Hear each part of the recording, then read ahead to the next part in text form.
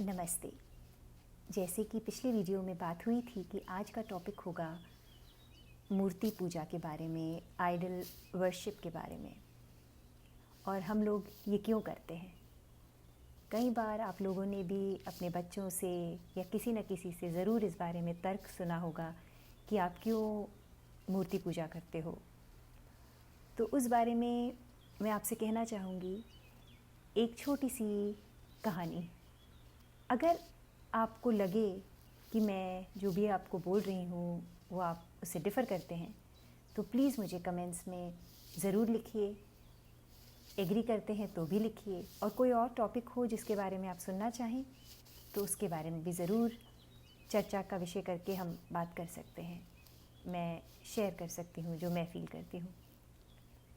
तो कहानी इस तरह है कि एक बार किसी राजा ने बोला कि मैं इस पे बिलीव नहीं करता, मूर्ति पूजा पर मैं क्यों बिलीव करूं, उसके अंदर ऐसा क्या है, वो कहाँ हमारे को कुछ बचा सकते हैं।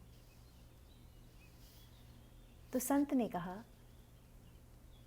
कि ये पीछे क्या टांगा हुआ है राजा। तो उन्होंने कहा ये तो मेरे पिताजी की बहुत अच्छी तस्वीर है। तो उन्होंने कहा ठीक है, मुझसे पहले ये राजा थे। तो संत ने कहा ठीक है, आप इसे उतरवाइए। तो उन्होंने कहा ठीक है, अब संत की बात को मना नहीं करना चाहते थे तो उन्होंने तस्वीर उतरवाई।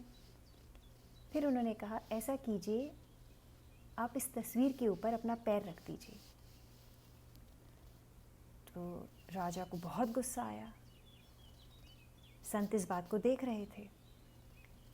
तो उन्होंने कहा मैं इस तस्वीर के ऊपर पैर कैसे रख सकता हूँ, ये तस्वीर मेरे पिताजी की है। तो उन्होंने कहा लेकिन ये तो सिर्फ तस्वीर है, वो तो नहीं है।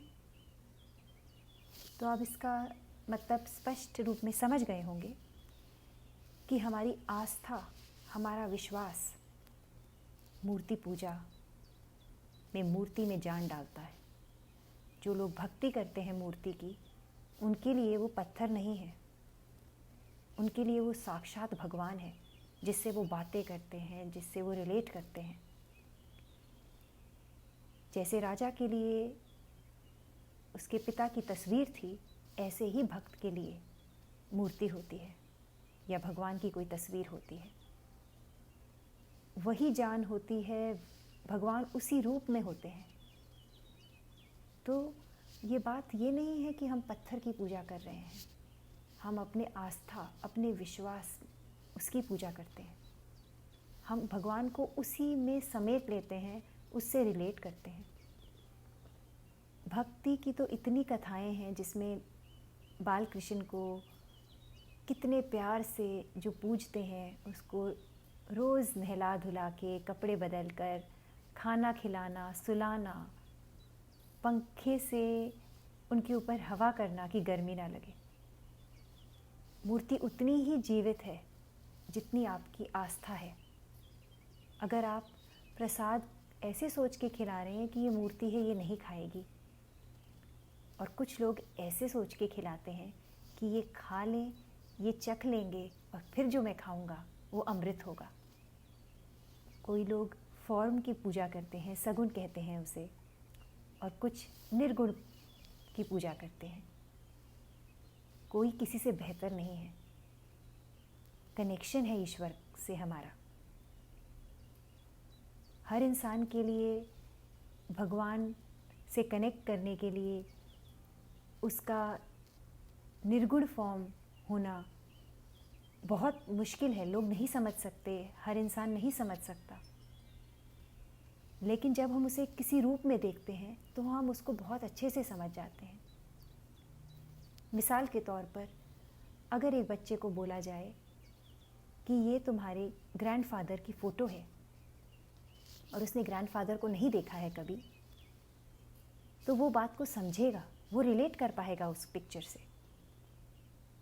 लेकिन अगर उसी बच्चे को ये कहा जाए कि तुम्हारे ग्रैंडफादर थे, उनका नाम सो एंड सो है, क्या वो उतना रिलेट कर पाएगा? नहीं। रिलेशन के लिए, जुड़ने के लिए आपको आधार चाहिए। मूर्ति वो आधार है। भगवान की तस्वीरें वो आधार देती हैं। किसी की भक्ति को हम नापने वाले नहीं होते। अगर हमें अच्छा लगता है कि हम सगुण फॉर्म में पूजा करें तो सगुण फॉर्म में करें। अगर आपको लगता है नहीं, आपको किसी आधार की ज़रूरत नहीं है, आप बस आंखें बंद करके उसको निर्गुण फॉर्म में याद कर सकते हैं, निर्गुण रूप में याद कर सकते हैं, बिल्कुल कीजिए। ये सिर्फ एक विश्वास की बात है। चलिए, इसके बारे में आप जैसा महसूस करते हैं वो नीचे लिख के ज़रूर बताइएगा। अगली बार का टॉपिक आपके साथ फिर शेयर करूँगी। Thank you. Bye bye.